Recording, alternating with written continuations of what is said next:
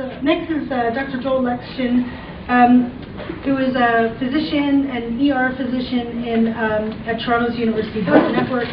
He's a professor at York University. He's author of a book on the drug industry called The Real Pushers. He's published several articles on pharmaceutical policy. He's a great friend to the Ontario Health Coalition. I rely on him. I phone him up for advice, and he's there at 11 o'clock at night and early in the morning, and a tremendous supporter and helper. Thank you very much for coming.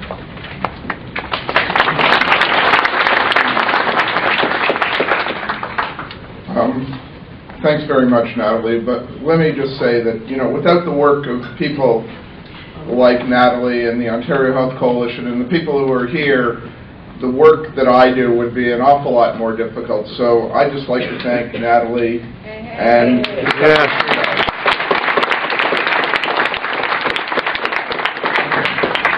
so, I'm probably the exact opposite of the last speaker. I live in big city. I've always lived in a big city. I get a nosebleed if I go up north of St. Clair. So I'm going to talk about what goes on in large emergency departments. Emergency is what I know, and I'm going to talk about it based on both what happened during the Harris era with the Restructuring Commission and what's still going on in the emergency departments where I work. So let me just start by talking about what causes these delays in emergency departments and overcrowding in emergency departments. And to simplify things, there are really only two different kinds of patients who come to emergency departments.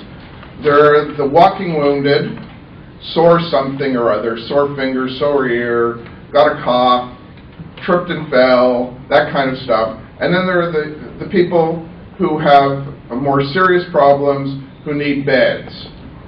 And the walking wounded are not the people that cause the delays in the emergency department.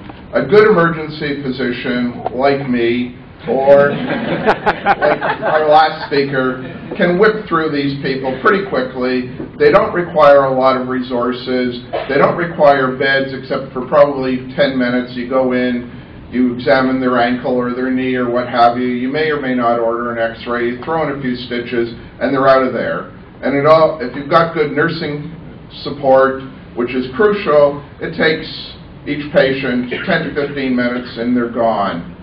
So those are not the people who cause the delays in the emergency departments. The people who result in all the backlogs and the scenes that you see on TV or that you read about in the newspapers are the people who are sicker and require hospital beds. Now, what's been going on in Ontario with respect to that? Well, first of all, we've seen a loss overall of hospital beds over the past couple of decades. The number of acute care hospital beds has been going down over time. Second, what's going on is the number of visits to the emergency department are going up, and especially the number of visits to emergency departments by older people, people like me, are going up too. So, and the older you get, unfortunately, the more health problems you're likely to have, which means that you're going to be sicker. And you're going to probably need hospital beds to deal with that. So, more people, fewer hospital beds, more people going to emergency departments, especially more people above the age of 55 going to emergency departments. Those are the kind of people who need hospital beds. Where are the beds? Well, the beds just don't exist. The beds end up being in the emergency department. So when I go in to Toronto Western today at 4 o'clock, we have something like 30 beds in our emergency department. And it's pretty easy to predict that at least half of those beds will be taken up by people who have to be admitted to the hospital, but there's no room for them. So they're sitting there in the emergency department, sitting there for 1 day, sometimes 2 days, in uncomfortable hospital stretchers, can't get to sleep because the emergency department is always busy. The food in hospitals is never great. In the emergency department, it's even less so.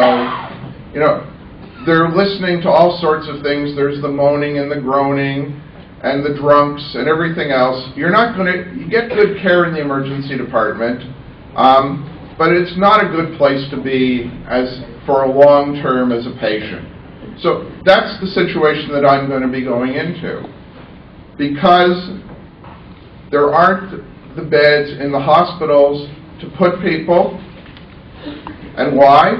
Well, because we've lost beds over the past couple of 15 years or so. So when I started working in Toronto in the late 80s, there were at least 5 or 6 more acute care hospitals than there currently are. We've lost Branson, Northwestern, Queensway, Women's College, Wellesley, and Central. Thank you, Hugh.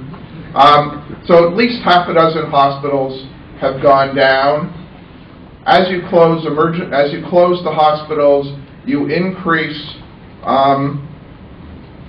the time when emergency departments are overcrowded. So for instance, between 1991 to 96, before the Harris government started closing things, you had moderate congestion in emergency departments 9% of the time per month, and severe congestion 0.5% of the time per month.